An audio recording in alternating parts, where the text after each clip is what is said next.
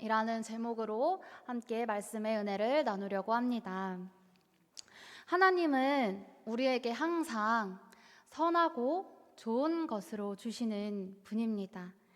하나님은 우리에게 생명을 주시고 더 풍성한 삶을 주시려 하신다고 말씀하고 있습니다. 우리에게 주신 은사도 마찬가지죠. 하나님께서 각 사람에게 은사를 나눠주시는 그러한 목적은 자신을 과시하기 위한 것이 아니라 공동체의 덕을 세우고 그로 인해 은사를 사용하는 사람에게도 다른 사람들에게도 신앙적인 유익을 주기 위해서라고 말씀하였습니다. 우리가 계속 살펴본 바와 같이 이 고린도 교회는 은사가 아주 풍성한 교회였습니다. 방언도 하고 예언도 하고 믿음의 은사도 있었습니다. 그럼에도 불구하고 고린도 교회에는 분열과 분쟁이 있었고 바울에게 책망을 받았습니다. 왜냐하면 은사는 풍성한데 사랑이 없었기 때문입니다. 바울은 고린도 교회에 일어난 모든 문제의 그 근원에 사랑이 없다라는 것을 깨달았습니다. 사랑이 없었기 때문에 하나님께서 주신 은사로 교회의 덕을 세우는 것을 생각하지 못했고 자기가 가진 은사로 서로 다투고 과시하며 자기 자랑의 기회로 삼았습니다. 또한 사랑이 없었기 때문에 우상 제물의 그 문제에 관하여서도 자기 지식으로 다른 믿음이 연약한 형제들을 실족하게 하는 일이 있었죠. 사랑이 없었기 때문에 분파를 나누어서 분쟁하며 서로 자기가 옳다고 여기며 그리스도의 몸된 교회를 찢어놓는 데까지 이르렀습니다. 이러한 사랑이 없는 은사가 어떠한 신앙적 유익이 있겠습니까? 우리 고린도전서 13장 1절 2절 말씀을 한번 같이 읽어보겠습니다. 내가 사람의 방언과 천사의 말을 할지라도 사랑이 없으면 소리나는 구리와 울리는 꽹과리가 되고 내가 예언하는 능력이 있어 모든 비밀과 모든 지식을 알고 또 산을 옮길 만한 모든 믿음이 있을지라도 사랑이 없으면 내가 아무것도 아니요. 아멘. 방언의 은사가 얼마나 유익하고 좋은 것인데 사랑이 없는 사람의 방언과 천사의 말은 마치 이방 신전에서 귀신을 불러들이거나 쫓아낼 때 사용했던 그 구리와 꽹과리 소리처럼 시끄럽고 생명력이 없는 소음에 불과하다는 것을 말하고 있습니다.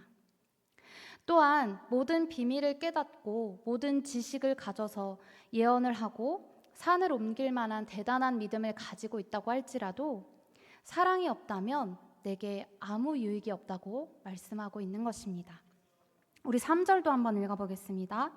내가 내게 있는 모든 것으로 구제하고 또 내 몸을 불사르게 내줄지라도 사랑이 없으면 내게 아무 유익이 없느니라. 아멘. 여기 구제하다라는 이 단어의 뜻을 보면 어린아이나 새를 먹이는 것처럼 친절하게 상대방의 필요를 채워주는 것을 의미합니다. 우리가 선을 베풀고 다른 사람을 도와주고 남을 유익하게 하는 것은 아주 중요한 일입니다. 사랑의 마음이 없이 의무감으로 그러한 일을 할 수도 있습니다. 그로 인해 상대방이 유익을 얻을 수도 있겠죠. 예수님을 믿지 않는 사람들도 선한 일을 많이 합니다. 그런데 사랑이 없는 선행은 하나님 앞에서 자기에게도 아무런 유익이 되지 않는다는 거예요. 그 어떤 헌신과 희생, 위대한 행동을 한다고 해도 심지어 내 몸을 불사르게 내줄지라도 하나님 사랑 없이 하는 모든 일은 자기 만족이나 자기 의를 드러낸 것일 뿐 아무 유익이 없다고 말씀합니다. 나의 유익을 위해서 다른 사람들에게 선을 베푸는 것은 아니지만 다른 사람들에게도 유익을 주고 또 나에게도 유익이 되게 하는 것을 가능하게 하는 것이 바로 사랑이라는 것입니다. 우리 고린도전서 12장 28절 말씀 같이 읽겠습니다. 너희는 더욱 큰 은사를 사모하라. 내가 또한 가장 좋은 길을 너희에게 보이리라. 아멘. 우리에게 저마다 주신 은사는 각자 다를지라도 우리 모두는 가장 크고 중요한 그리고 꼭 필요한 사랑의 은사를 사모하라고 말씀합니다. 그러면 바울이 오늘 말씀에서 강조하고 있는 이 사랑은 무엇일까요? 여기서 사랑이란 단순히 어떠한 감정이나 어떤 사람에 대한 애정, 호의만을 말하는 것은 아닙니다. 사람이 생각하는 사랑은 자신이 베풀고 선을 행하지만 자신이 베푼 만큼 돌아오지 않을 때 계산하는 사랑이라면, 하나님에게서 비롯된 사랑은 우리 자신을 향하는 것이 아니라 다른 사람을 아무런 대가를 바라지 않고 사랑하는 것을 가능하게 한다는 것입니다. 우리는 그렇게 완전한 사랑을 완벽하게 하지 못하지만 성령을 통해서 예수님을 닮아갈수록 그렇게 다른 사람을 사랑할 수 있게 됩니다. 그럼 하나님에게서 비롯되는 사랑은 어떻게 하는 것일까요? 우리 4절 말씀 같이 읽어보겠습니다. 사랑은 오래 참고 사랑은 온유하며 시기하지 아니하며 사랑은 자랑하지 아니하며 교만하지 아니하며. 아멘. 첫째, 사랑은 오래 참는 것이라고 합니다. 오래 참음은 하나님의 그 성품의 사랑의 가장 큰 특징이죠. 시편 103편 8절에서 여호와는 긍휼이 많으시고 은혜로우시며 노하기를 더디하시고 인자하심이 풍부하시도다 라고 말씀합니다. 하나님은 지금 당장이라도 이 죄 많은 세상을 심판하실 수 있으시지만 오래 참고 기다리시는 이유는 우리를 사랑하시기 때문입니다. 한 사람이라도 더 예수님을 믿고 구원받기를 원하시며 모든 사람이 회개하기에 이르기를 원하신다고 말씀하셨습니다. 그러므로 우리는 하나님께서 우리에게 이 보이신 오래 참으심을 닮아 우리도 우리 주변에 가족 중에 혹시 아직 회개하고 돌아오지 못한 영혼들이 있다면 그들이 하나님께 돌아올 수 있도록 우리가 그들을 사랑하기 때문에 기다려주고 참아주고 때로는 우리를 화나게 하는 그런 일들이 있을지라도 그로 인해 분노하거나 똑같이 대응하지 말아야 한다는 것입니다. 또한 사랑은 온유하다고 말씀합니다. 기질적으로 부드럽고 온유하고 친절한 그러한 사람들을 만날 때가 있죠. 그런데 여기서는 그러한 기질적인 온유함을 말하는 것이 아니라 나에게 해를 끼치고 죄를 짓는 사람과 그 상황에 대하여서도 인내하는 것을 넘어서 오히려 더 친절을 베풀고 더 나아가서 선의를 베푸는 것을 뜻하는 것을 의미합니다. 제가 이 말씀을 전하면서도 과연 내가 이렇게 할 수 있을까라는 그런 마음이 들었지만 하나님께서 우리에게 말씀하셨고 또 예수님께서 우리에게 본을 보여주셨습니다. 사람들이 예수님을 십자가에 못 박으라고 할 때 그 외치는 사람들을 향해서 예수님께서는 아버지, 저들의 죄를 용서하여 주옵소서라고 기도하셨습니다. 하나님 앞에서 겸손해지는 이러한 온유함이 우리에게도 있기를 간절히 소망합니다. 또한 하나님에게서 비롯되는 사랑은 시기하지 않는다고 말합니다. 고린도 교인들은 하나님께서 주신 이 성령의 은사들을 하나님이 주신 선물로 이해하지 않고 마치 자신들의 어떠한 자신에게서 나오는 능력인 것처럼 서로 경쟁하며 비교했습니다. 자신에게 주신 은사로 다른 사람을 어떻게 도와주고 다른 사람을 어떻게 세워줄까를 생각하는 것이 아니라 서로 경쟁적으로 바라본 것입니다. 그러나 사랑은 이러한 시기와 질투를 넉넉히 이긴다고 말씀하고 있습니다.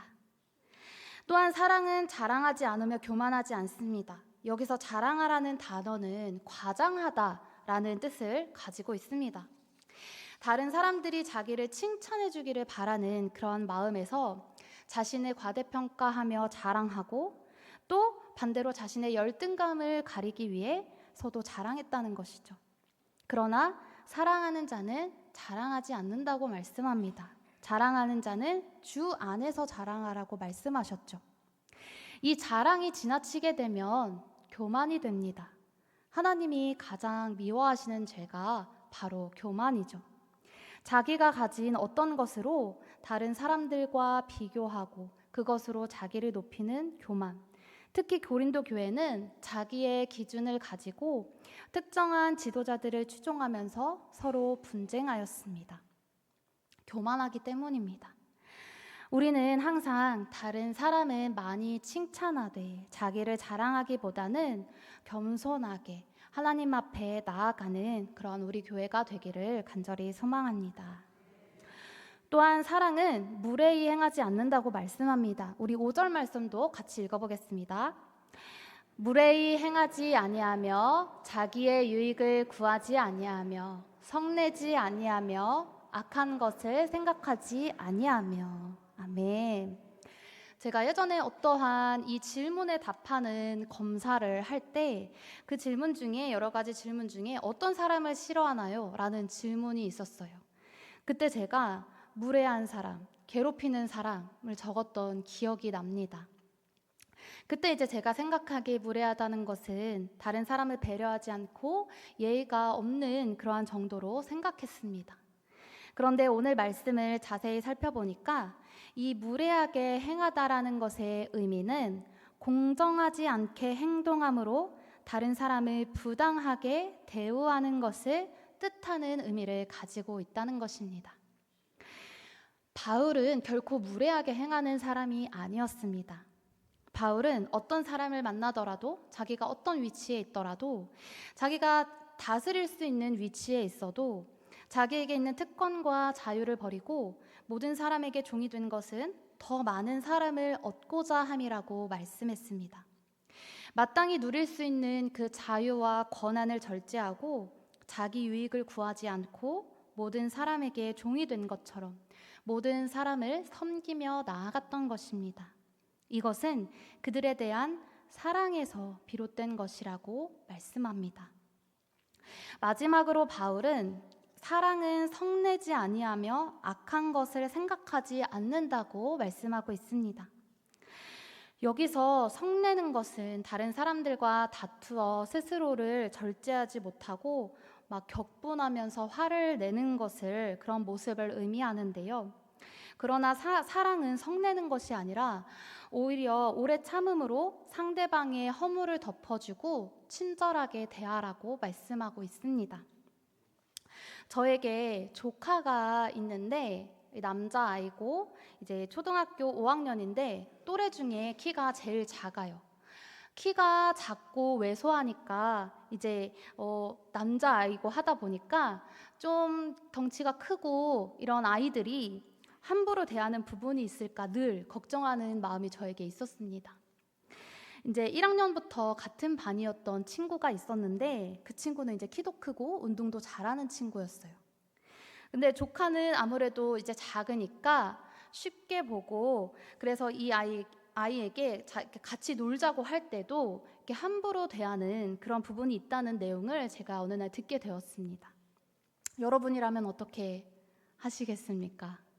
어린 아이와 싸울 수도 없고 그렇다고 제가 그 조카에게 그 친구랑 그래도 사이좋게 지내야지 라고 말할 수가 없더라고요. 그냥 너도 참지 말고 똑같이 얘기해. 그 친구에게 분명하게 얘기하고 계속 함부로 대한다면 그 친구랑 이제 놀지 말라 이렇게 얘기를 하면서 어떻게 이 아이가 스스로를 이제 지켜내고 이겨낼 수 있을까 이제 그런 생각을 하면서 또 그 아이가 계속 하게 되면 어떻게 이 상황을 부모님에게 얘기될까 선생님에게 이야기해야 될까 이렇게 상황을 예의주시하고 있었어요. 그래도 제 조카의 성품으로 봤을 때는 그 친구를 미워하지 않고 똑같이 대하지 않고 다른 친구들과 이제 똑같이 대하면서 이제 어울렸을 거예요. 그런 모습이 한편으로는 좀 이제 안타깝기도 했습니다. 그런데 얼마 전에 조카가 와서 그 친구의 이름을 말하면서 우리 누구누구가 달라졌어요 라고 하면서 이제 웃으면서 얘기를 하더라는 것입니다. 그래서 뭐가 달라졌냐고 물으니까 다른 때는 그 친구가 이제 자기 집에 놀러 가자고 할 때 이제 조카가 안 간다고 하면 너 죽인다 하면서 이렇게 협박하는 언어를 이렇게 썼었는데, 이번에는 똑같이 그렇게 말했을 때 안 간다고 하니까 알겠어, 잘 가, 이렇게 좋은 말로 대답을 했다면서 그렇게 웃으면서 덤덤하게 그 아이가 달라졌어요 라고 이렇게 표현하는 그런 모습을 제가 이제 들었어요. 저는 그 이야기를 들으면서 아무런 반격도 할 줄 모르는 그 모습이 좀 사랑스러워 보였습니다. 우리도 이렇게 나를 괴롭히고 함부로 대하는 대상이 있을지라도 그 마음으로 친구를 사랑으로 대하고 오래 참으면서 바라보면서 사랑으로 대할 때 그렇게 변화되는 모습이 있지 않을까 하는 생각을 하게 됩니다. 우리는 내 힘으로, 내 지혜로는 이 아이가 스스로 지킬 수 있도록 뭘 가르쳐야 하나, 어떻게 이야기해줘야 하나라고 생각했지만 그것은 우리의 생각이고, 이 아이를 지키고 인도하시는 분은 하나님이심을 더욱더 깨닫게 되는 것 같아요. 사랑은 악한 것을 생각하지 않는다고 말씀합니다. 여기서 생각하다라는 단어에 계산하다라는 의미를 가지고 있다고 해요. 이것은 악한 것을 잊어버리지 않고 계산하듯이 계속 마음에 새기는 그러한 모습을 표현합니다. 앙심을 품고 계속 그 악한 것을 생각하는 것이죠. 그러나 악한 것을 생각하지 말라. 그것을 잊어버리고 보복하지 말라는 것입니다. 이것은 우리의 죄를 우리에게 돌리지 않으시는 하나님의 그 용서하심을 나타낼 때도 사용됩니다. 이러한 사랑은 결코 불의를 기뻐하지 않고 진리와 함께 기뻐한다고 말씀하고 있습니다. 우리 6절, 7절 말씀도 같이 한번 읽어보겠습니다. 불의를 기뻐하지 아니하며 진리와 함께 기뻐하고 모든 것을 참으며 모든 것을 믿으며 모든 것을 바라며 모든 것을 견디느니라. 아멘. 사랑은 불의를 기뻐하지 않는다고 말씀합니다. 그러나 하나님의 뜻에 반하는 그런 불의함을 보고도 기뻐하는 사람들이 있었다는 것입니다. 그러나 사랑은 결코 불의와 함께할 수 없고 진리가 있는 곳에 기쁨이 넘쳐나는 줄로 믿습니다. 왜냐하면 진리를 기뻐하는 사람들은 하나님의 은혜 안에 이미 승리하심을 믿고 살아가기 때문입니다. 또한 사랑은 모든 것을 참는다고 말씀합니다. 여기서 참는다라는 단어는 덮다라는 뜻을 덮어주다라는 뜻을 가지고 있다고 해요. 우리 베드로전서 4장 8절 말씀도 같이 읽어보겠습니다. 무엇보다도 뜨겁게 서로 사랑할지니 사랑은 허다한 죄를 덮느니라. 아멘. 사랑은 이렇게 서로의 죄를 덮어주고 또 서로의 비바람과 풍파를 막아주는 지붕과 같고 어떠한 상황 속에서도 신뢰하며 믿으며 소망 중에 참고 기다리는 것이라고 말씀합니다.